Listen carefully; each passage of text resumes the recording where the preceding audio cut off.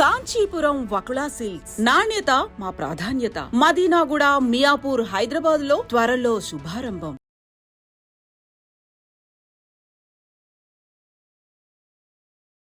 Breaking news అందుతోంది. కరీంనగర్ జిల్లా చొప్పదండి మండలానికి చెందినటువంటి వీళ్ళిద్దరు కూడా ప్రేమించుకున్నట్టుగా చెప్తున్నారు. ఇద్దరు ప్రేమికులు కూడా ఆత్మహత్య చేసుకున్నారు. వీళ్ళిద్దరు కూడా కరీంనగర్ జిల్లా చొప్పదండి ప్రాంతానికి సంబంధించిన వ్యక్తులే. సో ఒకరేమో చిట్యాలపల్లికి చెందినటువంటి అరుణ్ కుమార్, ఆయన వయసు వచ్చేసి కేవలం 24 సంవత్సరాలు మాత్రమే. అయితే ఈయన ఒక ప్రైవేట్ ఆసుపత్రిలో ల్యాబ్ టెక్నీషియన్గా పనిచేస్తున్నాడు. అండ్ అదే కరీంనగర్ జిల్లా చొప్పదండి ప్రాంతానికి చెందినటువంటి భూపాలపట్నానికి చెందిన నాంపల్లి అలేఖ్య, ఈమెకు కేవలం 21 సంవత్సరాలు మాత్రమే. వీళ్ళిద్దరి మధ్య కొంత పరిచయం ఏర్పడింది. ఆ తర్వాత వీళ్ళిద్దరూ పరిచయం పెరగడం, ఫ్రెండ్స్గా మారడం, ఆ తర్వాత కొద్ది కాలంగా వాళ్ళు ప్రేమలో ఉన్నట్టుగా చెప్తున్నారు.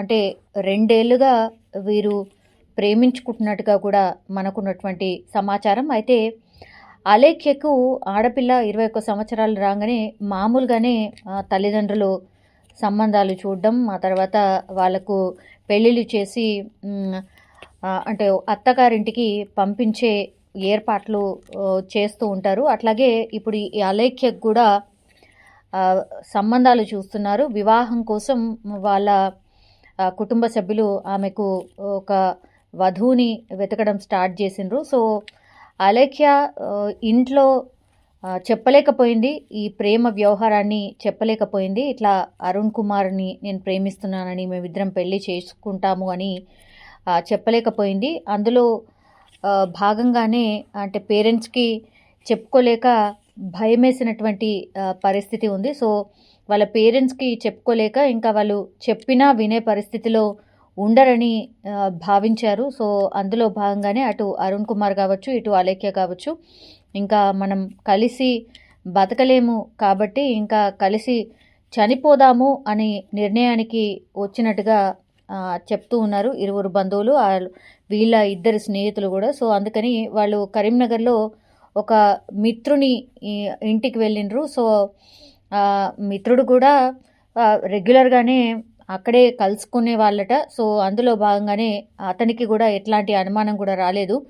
సో వీళ్ళిద్దరు కూడా ఫ్రెండ్ ఇంటికి వెళ్ళడం, ఆ తర్వాత వాళ్ళు ఆత్మహత్య చేసుకోవాలని డిసైడ్ అవ్వడం, ఆ తర్వాత ఉరి వేసుకొని ఇద్దరు కూడా ఆత్మహత్యకు పాల్పడిన పరిస్థితి. సో అక్కడ ఈ ఇన్సిడెంట్ని గుర్తించిన స్థానికులు కూడా వాళ్ళు పోలీసులకైతే సమాచారం అందించిండ్రు.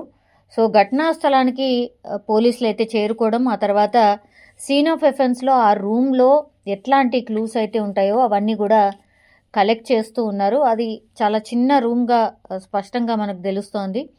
అట్లాగే ఆ షెల్ఫ్లో ఉన్నటువంటి వస్తువులు కానీ, ఆ బ్యాగ్స్ కానీ, అట్లాగే ఆ కింద ఉన్నటువంటి వస్తువులను అన్నిటినీ కూడా క్లూస్ టీమ్ అండ్ అట్లాగే పోలీసులు వాటిని అన్నిటినీ సేకరిస్తూ ఉన్నారు.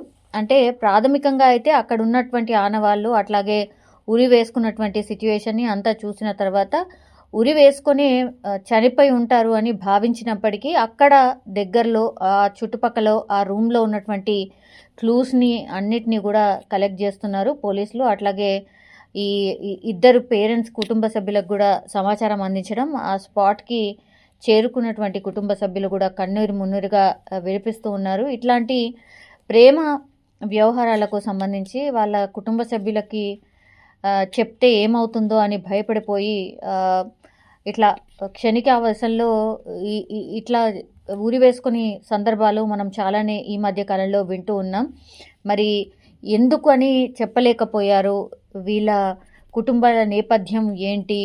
ఎక్కువ మటుకైతే ఇట్లా కులాంతర వివాహాలకు సంబంధించే చాలామందికి ఇష్టం ఉండదు అని భావిస్తూ ఉంటారు. అట్లాగే కుటుంబాల్లో జరిగే చర్చల ఆధారంగా కూడా వాళ్ళొకటి డిసైడ్ అయిపోతూ ఉంటారు. ఇంకా ఏం చెప్పినా మన పేరెంట్స్ వినరు, మనను కలిసి ఉండనివ్వరు. కాబట్టి ఒకవేళ చెప్తే మాత్రం మనము విడిపోవాల్సిన సందర్భాలే ఉంటాయి. కాబట్టి విడిపోయే బదులు ఇంకా కలిసి చావడమే మేలు అన్నటువంటి నిర్ణయానికి వచ్చి ఇట్లాంటి ఘాతుకానికి పాల్పడుతూ ఉంటారు. కానీ ఆ తర్వాత కొన్ని సందర్భాల్లో ఏం జరుగుతుందంటే పిల్లలే సంతోషమే మాకు ముఖ్యం, అదేమి కూడా మేము చూసేవాళ్ళం కాదు, అట్లాంటిది క్షణికావేశంలో మాకు చెప్పకుండా ఇట్లా నిర్ణయాలు తీసుకున్నారు అనేది కూడా చాలా మట్టుకి ఇట్లా చనిపోయిన తర్వాత ఆ కుటుంబ సభ్యులు భావిస్తూ ఉంటారు. మరి ఈ ప్రేమ వ్యవహారంలో మరి ఏం జరిగిందో ఏంటో తెలియదు. కానీ అరుణ్ కుమార్ అట్లాగే అలేఖ్య వీళ్ళిద్దరు కూడా